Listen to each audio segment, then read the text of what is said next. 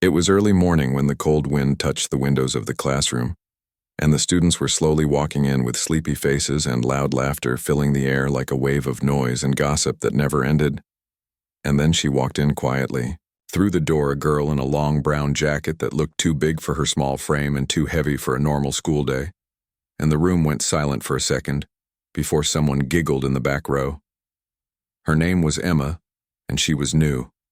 And nobody really knew where she came from. She did not speak much, and she always looked down when people stared at her. And her jacket had some strange old patches on it, like something from a thrift shop or maybe from an old army uniform, and that made the other students laugh even more behind her back. She sat in the corner near the window while the rest of the class whispered and pointed, and someone said, "Look at her. She thinks she is in a movie." And everyone laughed again, and Emma heard them, but she said nothing. She opened her notebook and started writing in small, neat handwriting that looked too perfect, too straight, and every move she made was careful, calm, like she had been trained to stay in control. The teacher came in and started the lesson, but even then the laughter did not stop. They passed notes with silly drawings of a jacket with holes and scribbles saying, "Captain Emma," and the students giggled every time she moved her chair, but Emma did not look up. Not even once, at lunch. Break, Emma went to sit under a tree alone while the others sat together sharing jokes and snacks and pretending not to watch her. But they did, one of the girls whispered. "Why does she wear that jacket every single day? It's not even that cold." And another boy said maybe she hides something under it. Maybe she's weird, and the group burst into laughter again. But one boy named Luke looked at her from afar, and something about her made him pause. She didn't look scared. She didn't even look shy. She looked like someone who had seen more than she wanted to talk about, like someone who carried a heavy memory behind those quiet eyes. Emma took out a small metal tag from her pocket and stared at it for a long moment, her fingers touching the engraved numbers on it. Then she put it back in quickly and zipped up her jacket again before anyone could see it. But Luke noticed the movement, and a strange curiosity grew inside him.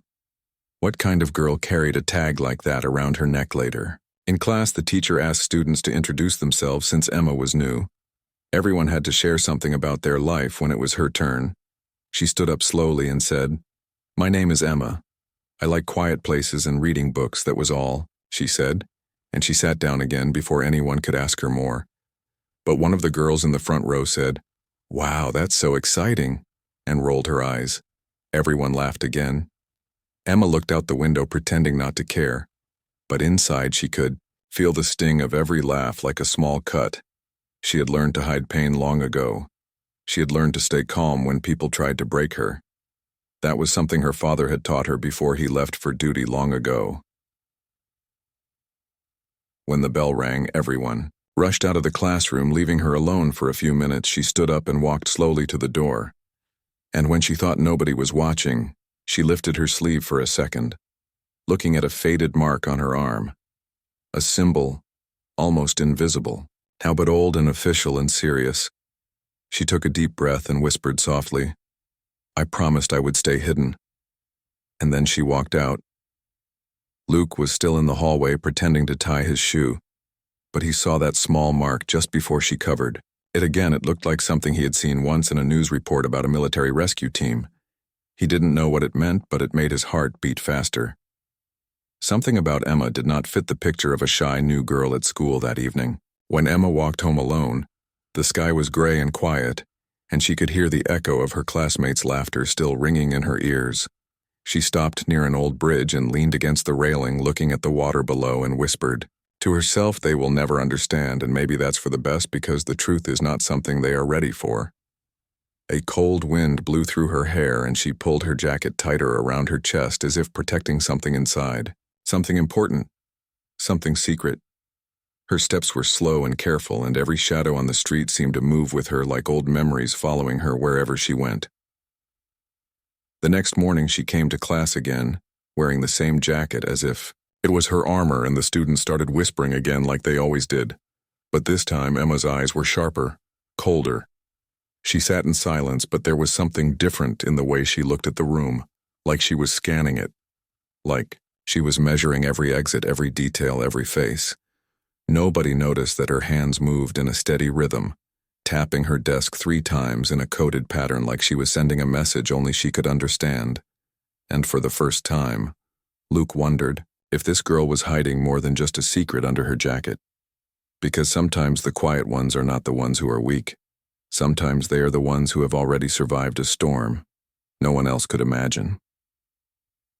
The next morning the sun came, out bright and strong, but the air inside the classroom still felt heavy with whispers and hidden laughter.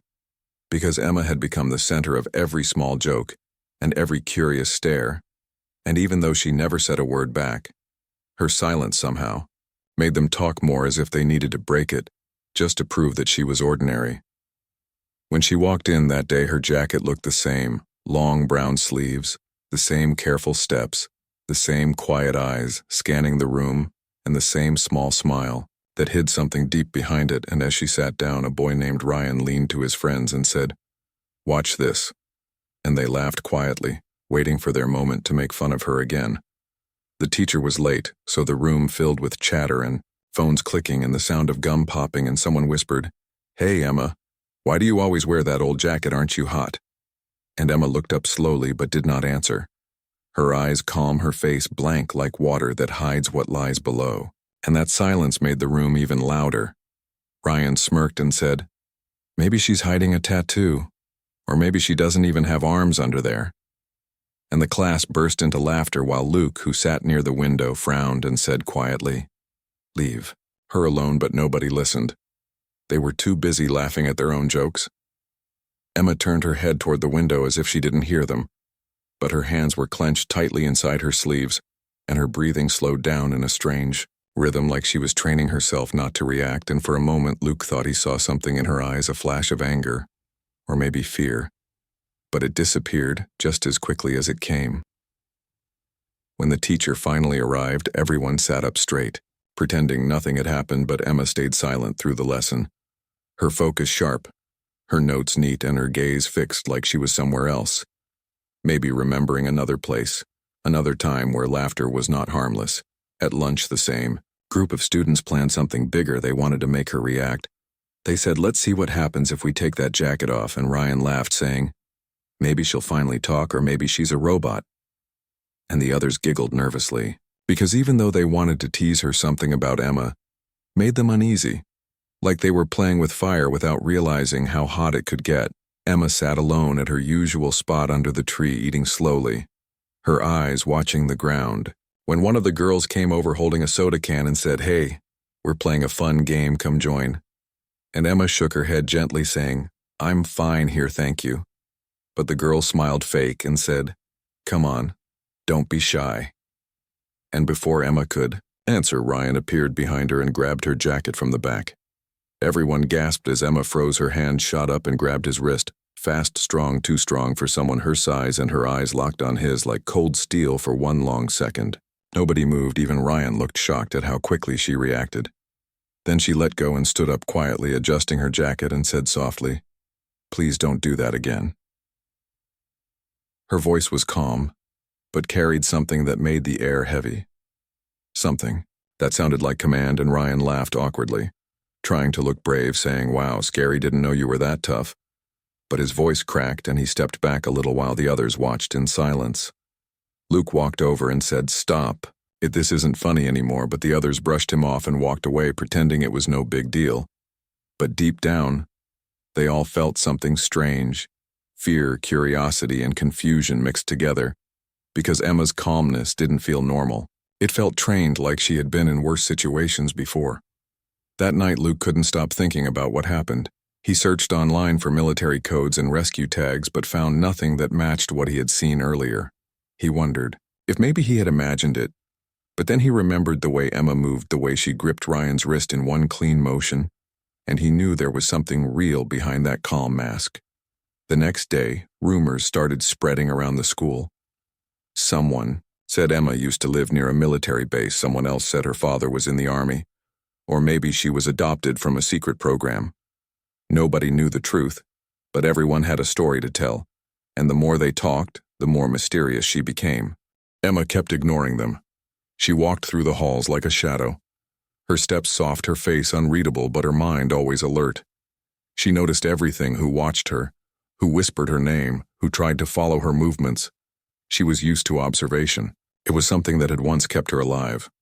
One afternoon during gym class, the teacher asked everyone to run laps and Emma joined without a word. At first the others thought she would get tired quickly, but she ran faster than anyone her pace. Steady her breathing, even she finished before the rest without breaking a sweat. And when she stopped, her hand automatically touched the left side of her chest, where something pressed beneath the fabric of her jacket, as if checking it was still. There, Ryan, who was nearby, saw that and shouted, "Hey, what's under there?" "Your secret weapon," and a few others laughed. But Luke yelled enough already, but it was too late. The laughter had spread again, echoing across the gym walls.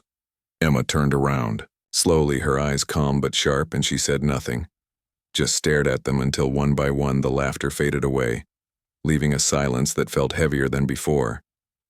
When she left the gym, Ryan whispered to his friends, "Tomorrow, we make her take it off, for real." And the others nodded nervously, unsure if it was such a good idea, but they didn't want to look scared. And so the plan was made. That night, Emma sat in her small room by the window, the moonlight touching her jacket hanging on the chair. She looked at it for a long time, then whispered quietly, "They're getting too close," and closed her eyes as if hearing a voice from the past reminding her of something she promised never to reveal. The next morning arrived with a strange feeling. In the air, the sky was gray, the wind colder than usual, and even the birds seemed quiet, as if they knew something unusual was about to happen inside the school. The hallways buzzed with whispers and excitement because Ryan and his friends had told everyone that today was the day they would finally make Emma take off her jacket, and everyone wanted to see what would happen. Emma walked through the gate with her usual calm steps, her jacket zipped up tight, her eyes focused on nothing and everything. At the same time, she felt the stares. She felt the mocking smiles, but she had learned to ignore them. Yet today something felt different, heavier, almost dangerous. She could sense a tension she did not like. When she reached her classroom, the laughter stopped for a moment, but then Ryan grinned from his seat and said, "Good morning, Captain Emma, ready for battle today?" And the room filled with chuckles. Emma looked at him briefly, then turned away, sitting at her desk quietly and taking out her notebook. She began to write her neat lines of notes as if nobody else existed. Luke watched her from the other side of the room. His stomach tight with worry, he had heard about the prank and tried to warn her. But she had only given him a small smile and said, "Don't worry about me." Luke, people laugh until they learn why they shouldn't. The teacher announced there would be a school performance later that day, a talent show in the main hall where students could volunteer to sing, dance, or act. The room filled with cheers and chatter, but Emma stayed silent as always until Ryan suddenly shouted, "Hey, maybe Emma should perform. Maybe she can show us her secret dance moves under that jacket." And everyone laughed again. The teacher rolled her eyes, but said if she wants to join, she can. Emma looked at her notebook for a long time, then slowly raised her head and said softly, "I'll do it." The class went quiet for a moment, then exploded with surprise and laughter. Even Luke looked shocked. But Emma's face stayed calm, her eyes unreadable. Ryan smirked, thinking his plan was working perfectly. They would make her take the jacket off on stage in front of the whole school, and once she did, they would all laugh and record it. He thought it would be hilarious. Hours later, the auditorium filled with students, teachers, and flashing phone screens. The stage lights glowed bright, and one by one, the performances began: singers, dancers, comedians. The crowd clapped and cheered loudly, but everyone was waiting for one thing: for Emma. When her name was called, the crowd went silent. Emma walked onto the stage slowly, her brown jacket zipped high, her hair tied back neatly. She looked small under the bright lights, but her posture was strong, confident. She stood in the middle of the stage and said in a clear voice, "I don't have a song or a dance, but I will show you something." Everyone leaned forward, curious, excited. Some ready to laugh, some just wanting to see the mystery. And Ryan shouted from the crowd, "Take off the jacket." Emma, and laughter spread again, echoing off the walls. Emma looked toward the sound, her face calm. Then she reached for the zipper of her jacket, and the entire hall held its breath as the slow sound of the zipper filled the silence. She pulled it down all the way and slid the jacket off her shoulders, revealing a plain black shirt beneath. For a second, the crowd was disappointed until their eyes caught something on her chest. Printed across the fabric were lines, of silver markings, numbers, letters, and symbols that looked sharp and official. Not decoration, but something serious. Something real. The laughter stopped completely as people leaned closer. Trying to read what it said, Luke's eyes widened. He recognized the pattern from the research he had done the night before. It was a military identification code, the kind only used by Special Forces rescue units. Emma stood there quietly, letting them look, the room frozen in disbelief. One of the teachers whispered, "What is that?" And another said, "Those are operation codes, that's not a game." Emma looked at the audience, her voice calm but heavy. "This jacket was not to hide who I am. It was to protect who I was once," she said, and her words carried a weight that made every laugh disappear. Ryan stood up, his face pale, saying, "You're lying. That can't be real," but Emma turned her head slowly and said, "Ask your teacher." And the teacher already had his phone in his hand, typing the code into a search engine. His eyes widened as he read the result and then looked up at her with shock, the color draining from his face. The code matched a classified mission, one involving a rescue operation overseas years ago, where only one survivor had ever been reported. A survivor who disappeared without a trace. Whispers spread across the hall. "She's a soldier. She's one of them. No way, she's just a student," someone said. But no one dared to laugh anymore because Emma's eyes told a story deeper than words could explain. Emma looked around the hall, her gaze soft but strong. "You wanted to see what was under the jacket," she said. "Now you have. But remember, not everything hidden is meant to be mocked. Sometimes it is hidden to protect you. Not me." Luke felt his chest tighten with emotion, because for the first time he understood the pain behind her silence and the strength behind her calm face. The room stayed silent for a long time until Emma picked up her jacket again, folded it carefully over her arm, and walked off the stage without another word. No one spoke for several seconds after she left. Then the teacher whispered quietly, "Everyone back to class," but nobody moved. They just stared at the stage where the quiet girl had stood moments ago, showing them something they could never forget. Outside in the hallway, Emma stopped for a moment and looked at her reflection in the glass door, her eyes tired but peaceful. She whispered softly, "Mission secure," and walked away into the fading light, while behind her the echo of her truth lingered like a shadow that would never fade. The whole school buzzed with whispers after that day. Every hallway, every classroom, every corner carried the same question. Who was Emma really? And what did those strange codes on her chest mean? Nobody laughed anymore. Nobody joked when she walked by. In fact, most people moved out of her way, their smiles nervous, their eyes curious, and a little afraid. Emma came to school the next morning wearing her jacket, again zipped up tight as always, her face calm, her steps quiet, but inside her heart was heavy, because she knew the secret she had tried to bury was now floating in the open, and there was no way to hide it again. She sat at her desk as the teacher entered, and for the first time the whole class stayed silent. Not even Ryan dared to speak. Luke watched her from his seat, wanting to ask so many questions, but he saw the way she held her pen so still, the way her shoulders stayed tense, and he decided to wait until later when she was alone after class. Ryan walked up to her and said, "Hey Emma, look, we didn't mean anything bad, we were just joking around." But she looked up slowly and said softly, "Some jokes can change everything. Ryan, you should be careful what kind of laughter you start." Her voice was gentle but sharp enough to make him step back.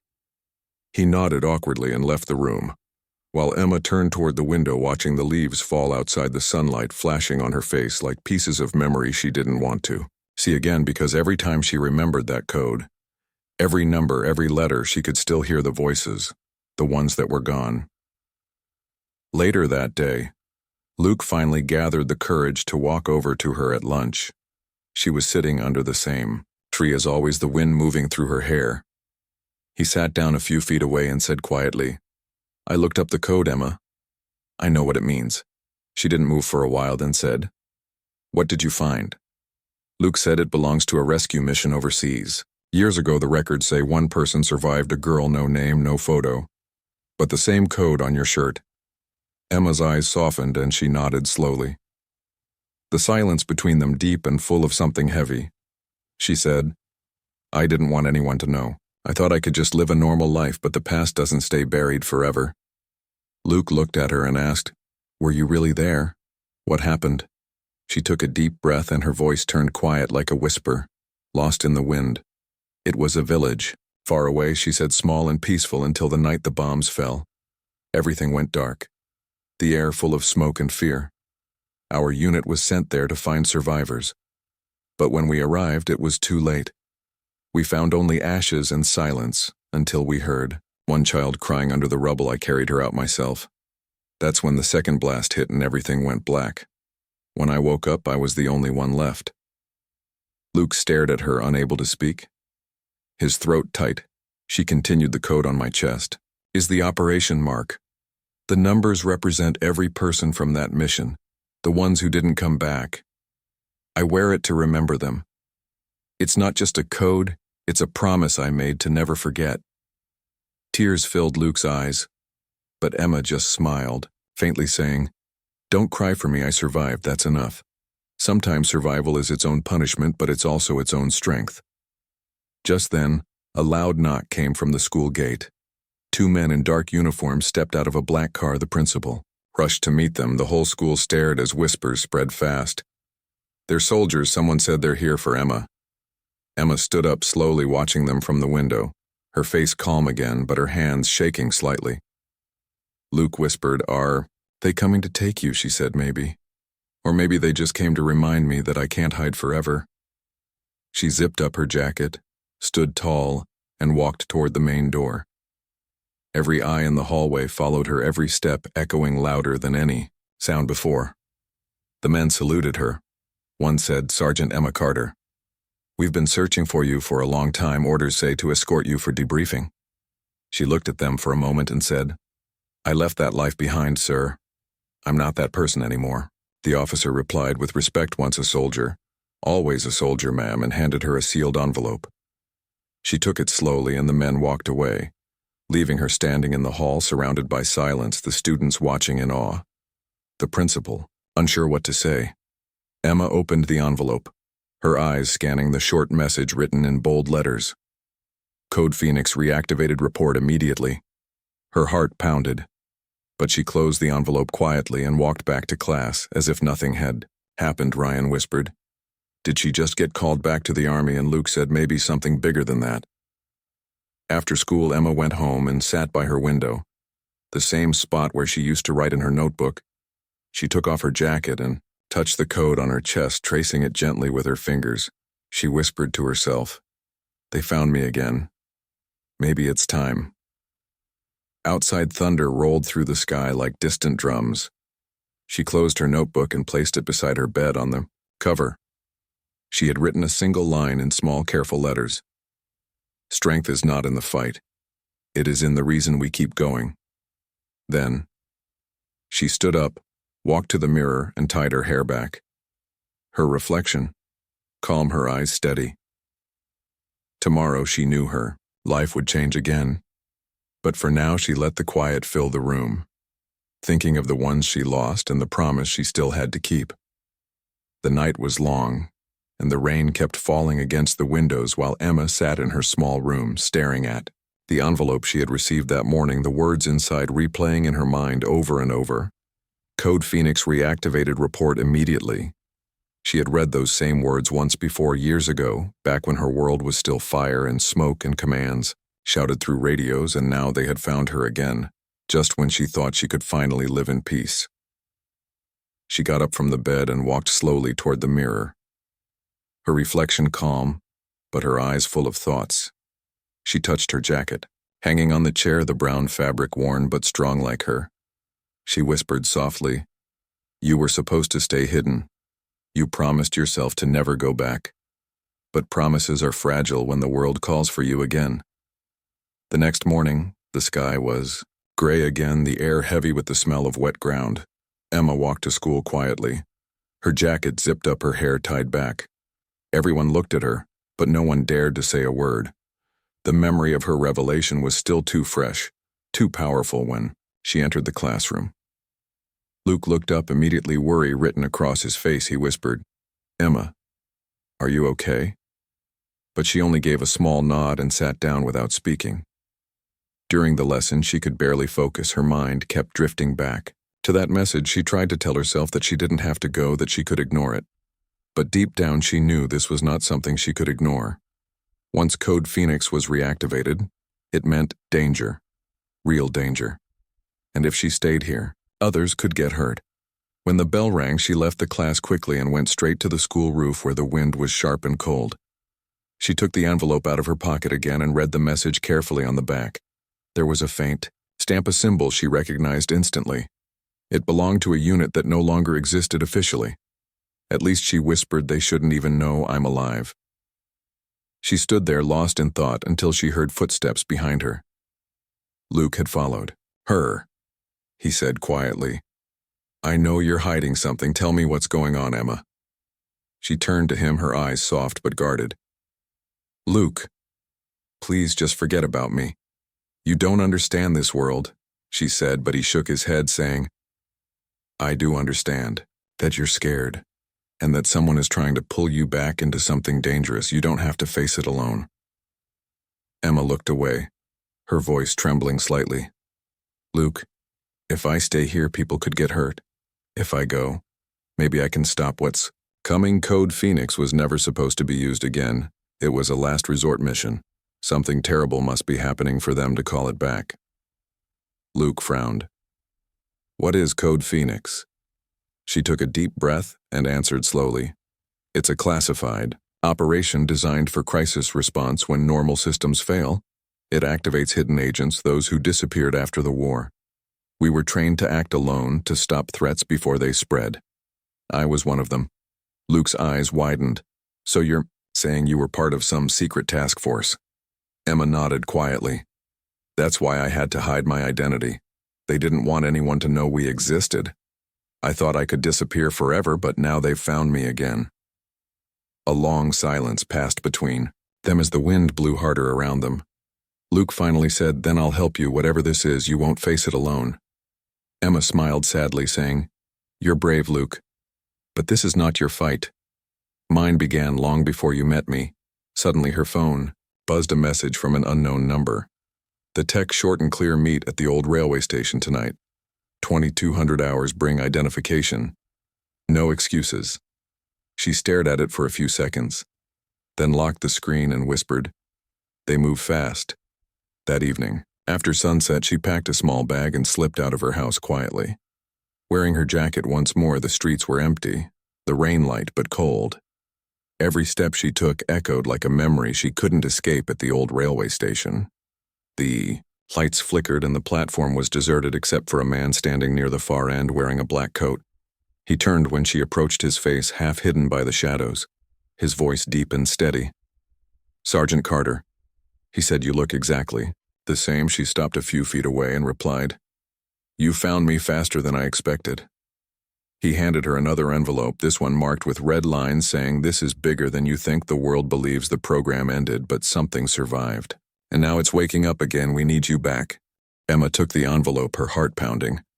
She asked who is behind this, and he said quietly, "Someone from inside one of our own." She felt a chill down her spine. She said, "I left because I couldn't take the lies anymore." He replied, "Then maybe this is your chance to end them." Before she could answer, the sound of footsteps echoed from behind. Someone else was there, hidden in the dark. She turned fast, her instincts sharp, her voice low. "Who's there?" But no answer came, just the faint sound of movement, then silence. She looked back and the man in the black coat was gone. Only the envelope remained on the bench beside her. Emma picked it up, her hands shaking slightly. She looked around but saw nothing. Just the darkness stretching out around the station. She whispered to herself, "Maybe this was a warning. Maybe they don't want me to go back." But deep down she knew she didn't have a choice anymore. She walked away from the station, her figure fading into the mist. Her jacket clinging to her like armor again, her mind already preparing for what lay ahead. Because when you are part of something built on secrets and sacrifice, the past never lets you go. It only waits for you to return. The night was silent when Emma walked back from the railway station. The city lights glowing weakly through the mist, her jacket heavy on her shoulders and her heart heavier still. The envelope she carried felt like a weight pressing against her chest. Every word inside it whispering that the life she wanted was slipping away once again. She had dreamed of peace, but peace was never promised to soldiers who lived through storms. When she reached home, the small apartment felt colder than usual. She turned on the dim lamp by her desk and opened the envelope. Her hand steady, though her breath was not inside, was a single sheet of paper, covered in simple words. Target located, Operation Phoenix. Active contact, imminent trust. No one. She read it twice, then burned it carefully in a small bowl, watching the flames dance and fade, leaving behind only ash. She whispered quietly, "Trust no one." The words echoing through her mind until they felt like a heartbeat repeating endlessly. The next morning, the world seemed almost normal again. The sky clear, the streets bright with sunlight. She walked to school as if nothing had changed, but Luke saw the difference. The quiet tension in her eyes, the distant look that told him she was already halfway gone. He walked beside her and said, "I know you're leaving, aren't you?" And she looked at him for a long time before nodding softly. "I have to. Luke, something is coming and I can't let it reach here." He asked, "Where will you go?" She smiled faintly and said, "Somewhere. No one will find me. But if they ever ask, tell them I was never the hero they thought I was, just someone who didn't know how to stop fighting." At school, people still stared, but the laughter was long gone, replaced by uneasy respect. Whispers followed her, but now they sounded different, not cruel, just curious, maybe even afraid. They had seen what lay beneath the jacket and realized they had been mocking a storm. During class, Emma sat by the window as the teacher spoke. Her eyes fixed on the sky, she thought of the soldiers she had lost, the child she had saved the fire.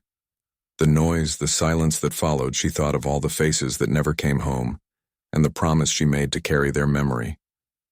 She touched her chest gently over the hidden code and whispered, "I won't fail you when."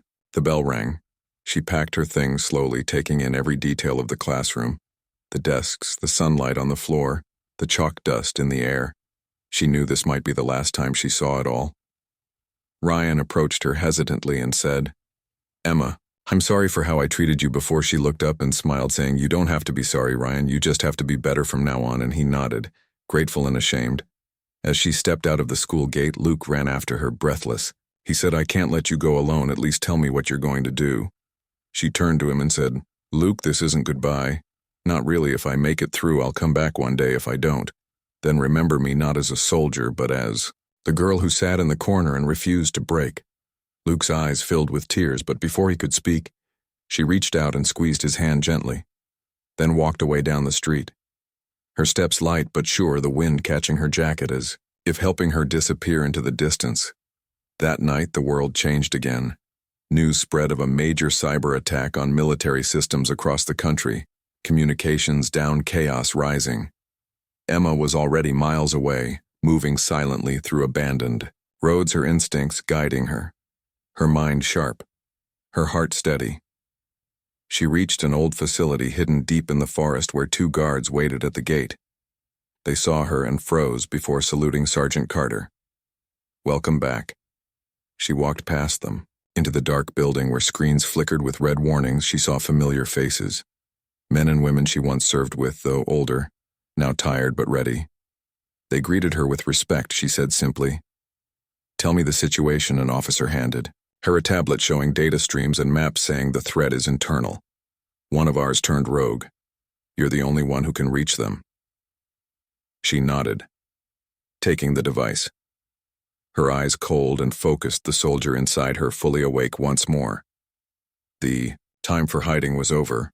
Hours later, as the rain poured outside, she stood before a locked steel door deep underground. She entered the access code from memory, the code she had sworn never to use again. The door opened, revealing a small control room, filled with silence, and in that silence she saw the name on the screen. The rogue agent's ID. It was one she knew too well. Her mentor, the one who had trained her, who she believed had died in that last explosion years ago. Her voice trembled as she whispered, "You're alive." and a voice from the shadows replied, "You were never supposed to find me, Emma." She turned to see him step out of the dark. His face older, but his eyes the same cold and calculating. He said, "They lied to both of us, Phoenix. Was never about saving. It was about control. And now you have to choose stand with them or end it with me." Emma's heart raced, her mind torn between duty and truth. But she remembered the faces of her lost team, the people she swore to honor. She raised her voice steady and strong. "I don't serve lies anymore. I serve the memory of those who believed in hope." The lights flickered, alarms blared, and the building began to shake. Emma pressed the final command on the console, ending the operation, for good, sealing the system forever. Her mentor shouted, "What have you done?" And she said, "Something you taught me. Finish the mission, even if it means walking alone." As the power went out, she walked into the rain, her face calm, her eyes soft. The code, on her chest faintly glowing under the lightning. The world behind her falling silent once more, she whispered, "Mission complete," and disappeared into the storm, leaving only the echo of her courage behind.